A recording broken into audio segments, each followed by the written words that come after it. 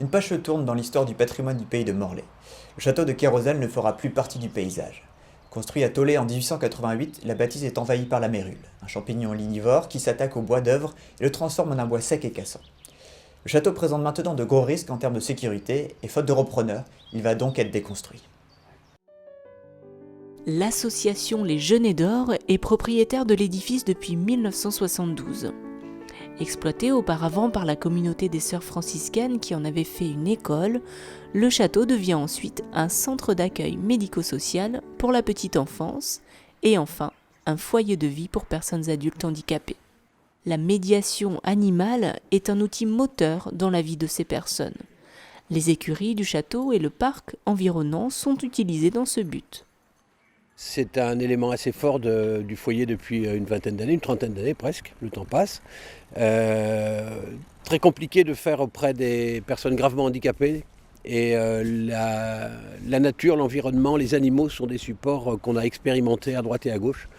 Et on sait que c'est un grand plus dans leur vie, d'où la présence des chevaux en particulier et aussi de ce qu'on appelle des petits animaux, enfin des poulaillers, lapins et poules. Les résidents ont en effet à leur charge un élevage de lapins et de poules de race comme la coucou de Rennes, avec lesquels ils participent à des concours prestigieux.